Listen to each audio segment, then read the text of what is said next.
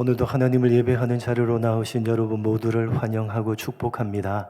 함께 하나님을 예배하며 행복한 주일 하루가 되었으면 좋겠습니다.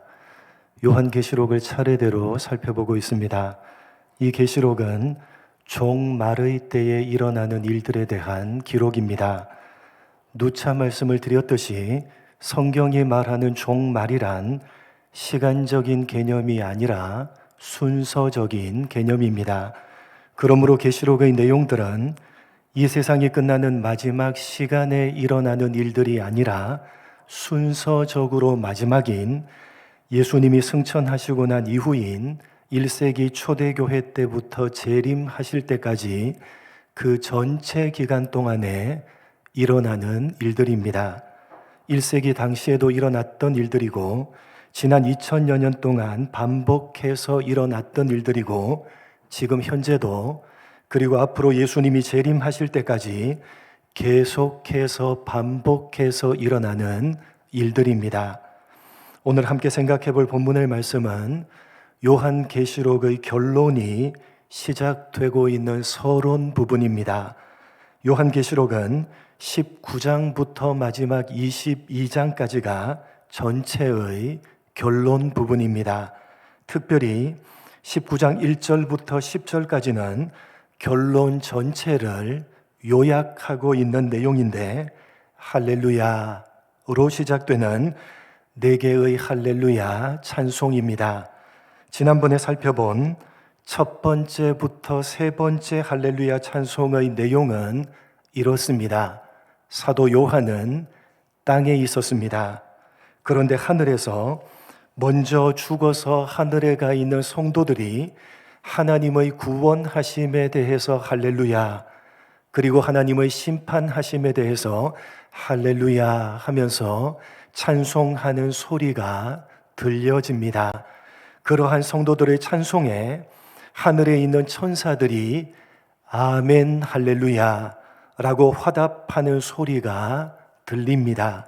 그러자 바로 그때 하늘 보좌에서 하나님의 말씀이 땅에 있는 성도들에게 선포됩니다. 작은 자나 큰 자나 모두 다 우리 하나님께 찬송하라. 오늘 본문의 말씀은 이어지는 4번째 할렐루야 찬송입니다. 본문 6절입니다. 함께 읽겠습니다. 또 내가 들으니 허다한 무리의 음성과도 같고 많은 물소리와도 같고 큰 우레 소리와도 같은 소리로 이르되 할렐루야.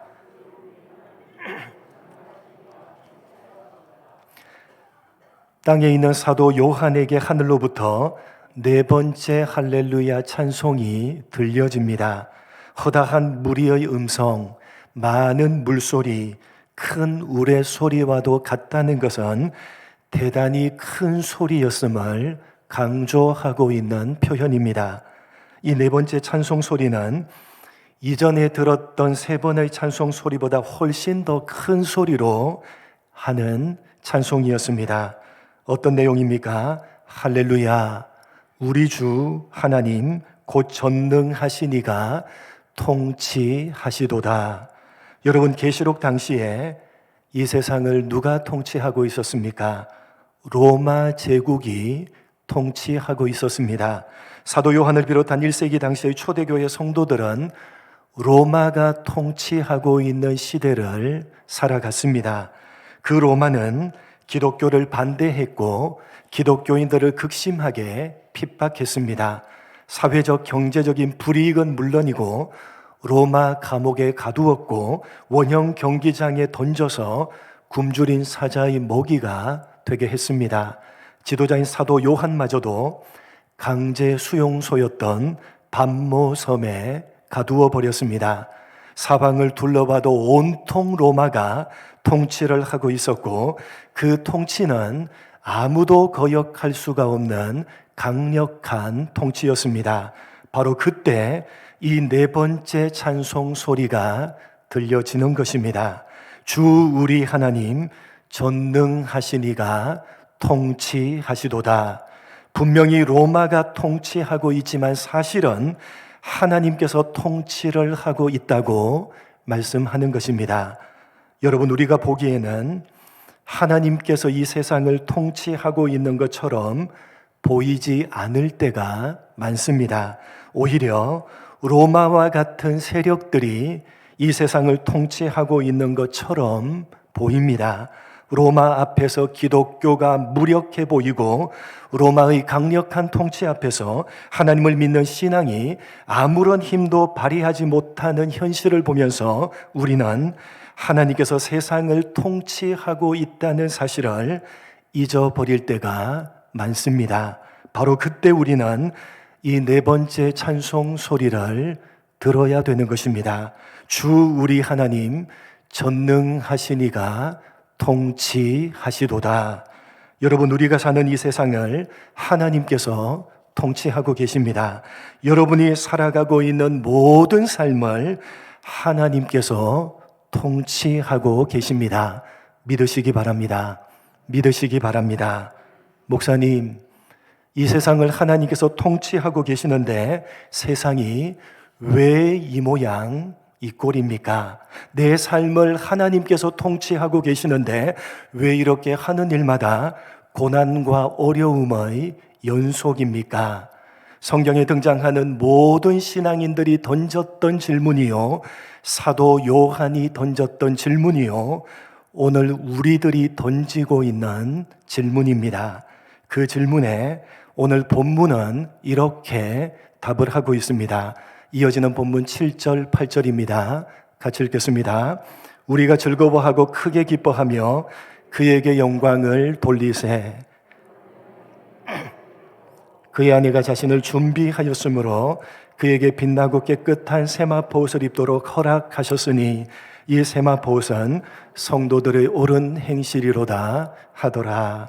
하나님께서 통치하고 계시니까 즐거워하고 기뻐하면서 하나님께 영광을 돌리라는 것입니다.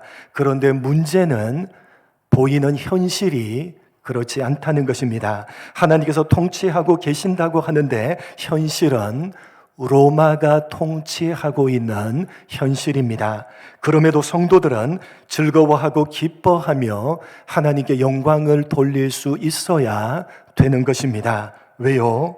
우리말 번역으로는 생략이 되어져 있지만 헬라어 원문으로 보시면 7절에 그에게 영광을 돌리세 다음에 어린 양의 혼인 기약이 이르렀고가 나오지만 헬라어 원문으로 보시면 그에게 영광을 돌리세 그 다음에 호티 왜냐하면 이라는 말이 생략되어져 있습니다.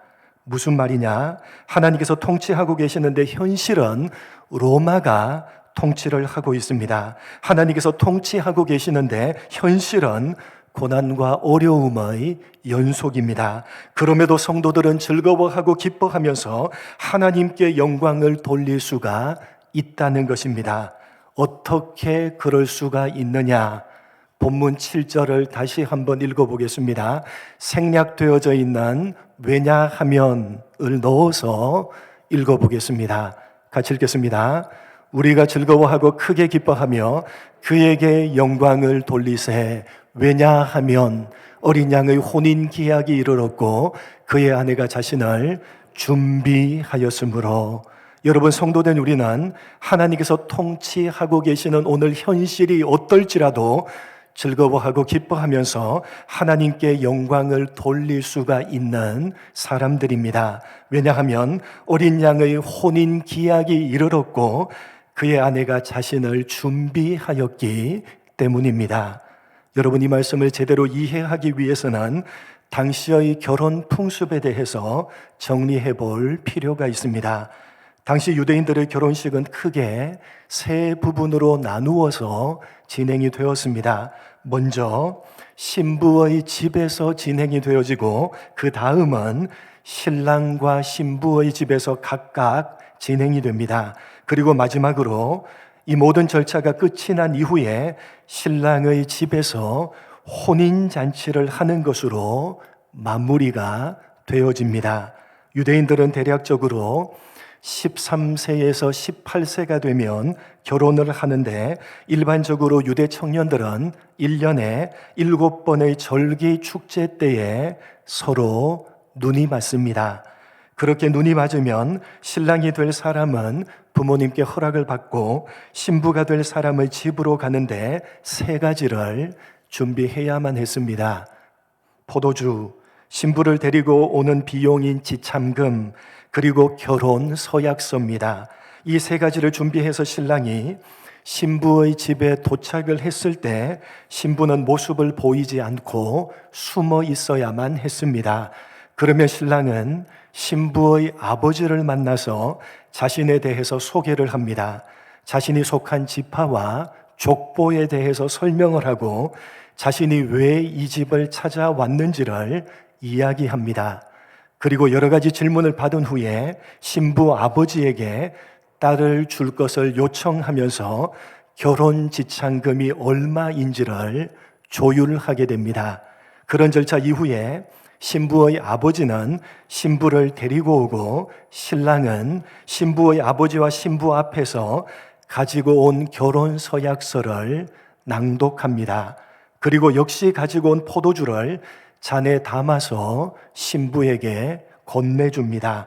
신부는 포도주를 반잔 정도 마시고 신랑에게 주면 신랑은 2-3방울을 좀 전에 낭독한 결혼 서약서에 떨어뜨리는데 이것은 피로 맺어진 서약이라는 것을 상징적으로 표현하는 것입니다. 그리고 나머지 포도주는 신랑이 마십니다. 이것이 신부의 집에서 이루어졌던 정혼이라는 첫 번째 절차입니다. 2번째 절차는 신부와 신랑의 집에서 각각 진행이 됩니다. 정혼이라는 절차로 정식으로 부부가 되었지만 신랑과 신부는 각자의 집에서 따로 생활을 합니다. 각자의 집에서 함께 살아갈 준비를 하는 것입니다. 신랑은 신부를 데리고 와서 함께 살 집을 준비하고 신부는 신랑과 함께 살기 위해서 신부로서 준비를 하는 것입니다. 신랑이 언제 신부를 데리고 올는지는 아무도 모릅니다. 심지어 신랑 자신도 모릅니다. 신부와 함께 살 집을 준비해야 하는데 그 집이 언제 완성이 될는지 신랑도 그 누구도 모르기 때문입니다. 언제 일런지는 모르지만 집이 완성이 되면 신랑은 신부의 집으로 가서 신부를 자신의 집으로 데리고 옵니다. 그리고 첫날 밤을 보내고 난 이후에 신부의 처녀성을 확인한 신랑은 사람들에게 신부는 깨끗하다라고 선언을 하고 신랑의 집에서 7일 동안의 혼인잔치가 시작되는 것입니다. 결혼식의 마지막 절차입니다. 그러니까 오늘 본문에 나오는 혼인잔치는 결혼식의 마지막 최종적인 단계입니다. 가장 마지막 최종 단계인 혼인잔치만 남아 있다는 것입니다. 주님께서 이렇게 말씀을 하셨습니다. 요한복음 14장 1절로 3절입니다. 이렇게 말씀을 하셨습니다. 같이 읽겠습니다. 너희는 마음에 근심하지 말라. 하나님을 믿으니 또 나를 믿으라. 내 아버지 집에 거할 곳이 많도다. 그렇지 않으면 너희에게 일렀으리라. 내가 너희를 위하여 거처를 예비하러 가노니 가서 너희를 위하여 거처를 예비하면 내가 다시 와서 너희를 내게로 영접하여 나 있는 곳에 너희도 있게 하리라. 여러분, 어린 양이신 예수님은 성도된 우리를 위해서 거처, 집을 준비하러 가셨습니다. 이제 마지막 최종 단계인 혼인잔치가 얼마 남아있지 않는 것입니다. 신랑이 언제 우리를 데리러 오실런지 아무도 모릅니다. 그래서 우리는 혼인잔치를 준비하고 있어야 되는데 어떤 준비를 하고 있어야 되느냐? 본문 8절입니다. 어떤 준비를 해야 되느냐? 같이 읽겠습니다. 시작.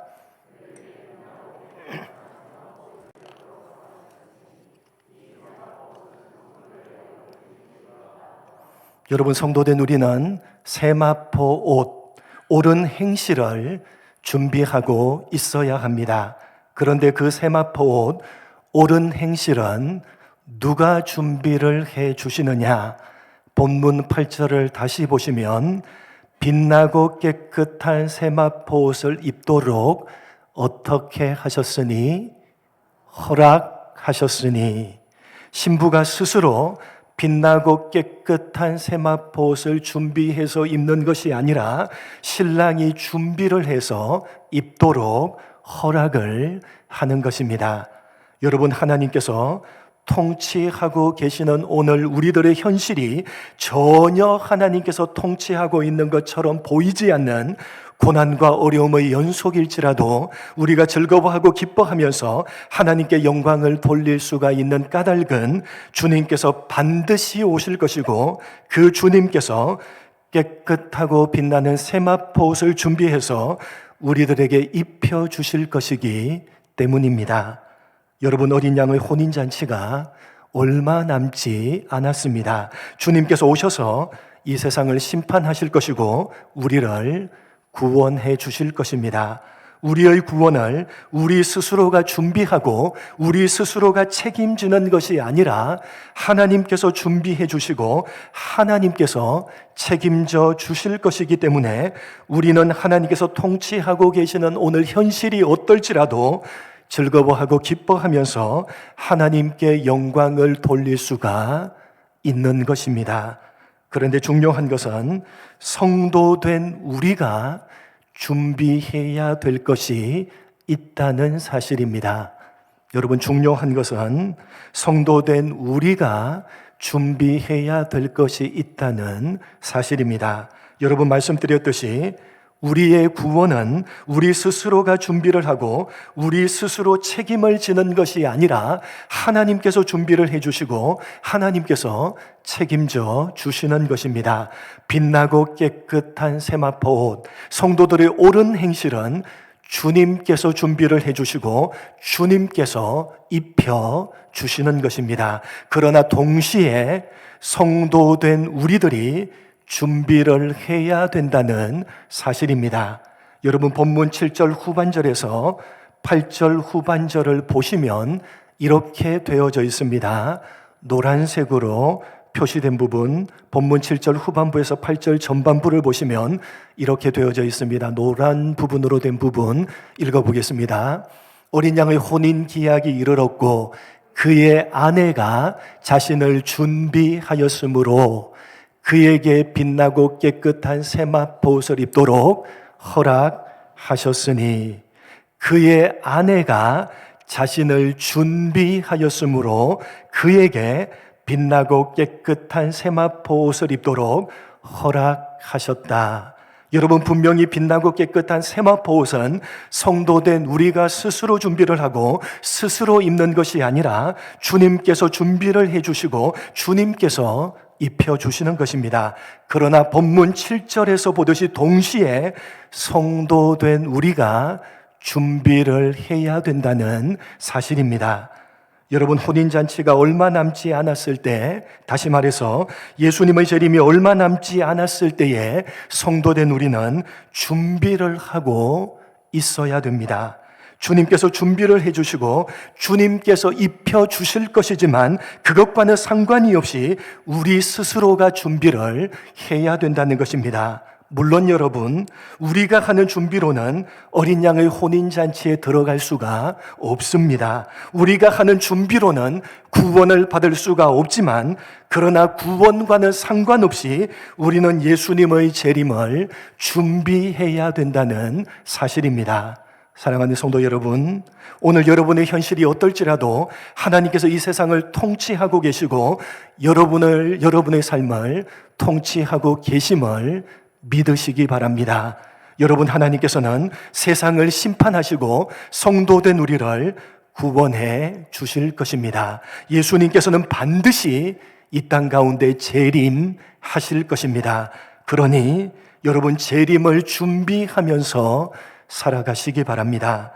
여러분, 재림을 준비한다는 것을 오해하지 마시기 바랍니다. 예수님의 재림을 기다리고 예수님의 재림을 준비한다는 것은 일상적인 삶을 팽개쳐버리고 골방에 모여서 성경 보고 찬송하고 기도하는 것이 전혀 아닌 것입니다.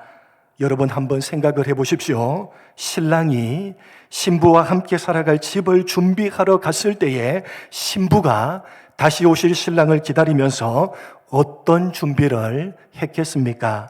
일상생활을 팽개쳐버리고 무슨 특별한 준비를 했던 것이 결코 아닙니다. 신부는 자신이 살던 집에서 예전과 똑같이 일상적인 삶을 살았습니다.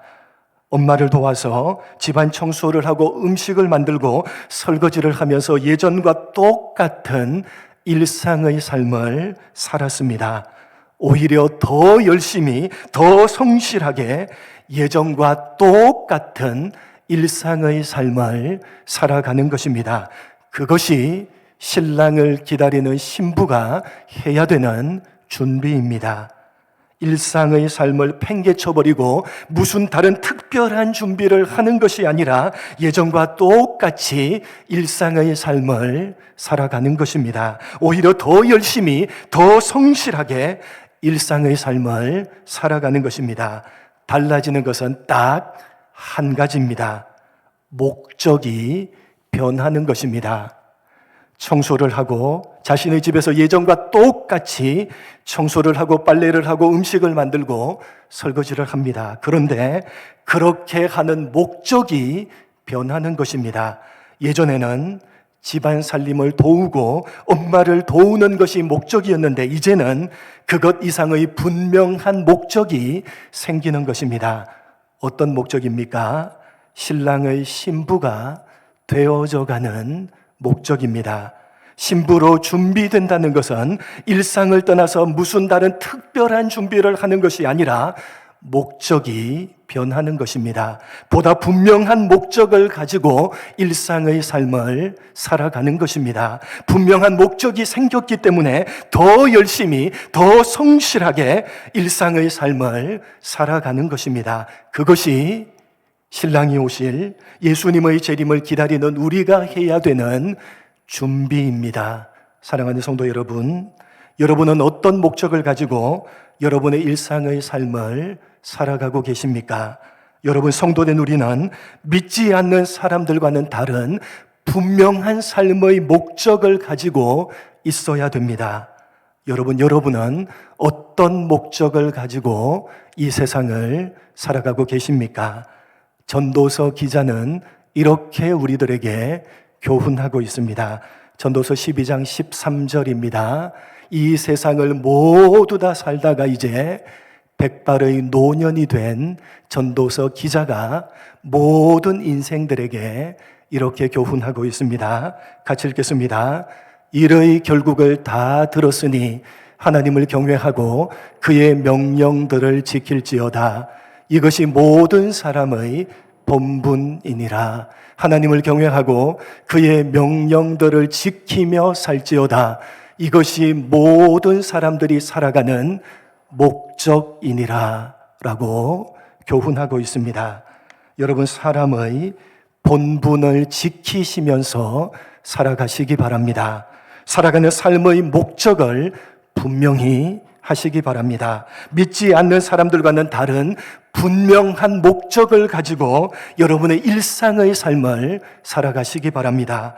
오늘 여러분에게 어떠한 현실이 주어져 있다 할지라도 하나님께서 통치하고 계시다는 사실을 믿으시고 주어지는 일상의 삶을, 주어지는 하루하루의 일상의 삶을 더 열심히, 더 성실하게 살아가시되 믿는 자로서 분명한 목적을 가지고 살아가시는, 그렇게 종말을 제대로 준비하며 살아가시는 여러분 모두가 되시기를 주님의 이름으로 간절히 축복합니다. 하나님 아버지, 우리에게 주어지는 오늘 현실이 어떨지라도 여전히 하나님께서 통치하고 계시다는 사실을 믿으며 우리에게 주어지는 일상의 삶을 더 열심히, 더 성실하게 살아가되 믿는 자로서 부끄럽지 않은 분명한 목적을 가지고 살아가는, 그렇게 종말을 제대로 준비하며 살아가는 우리 모두가 될 수 있도록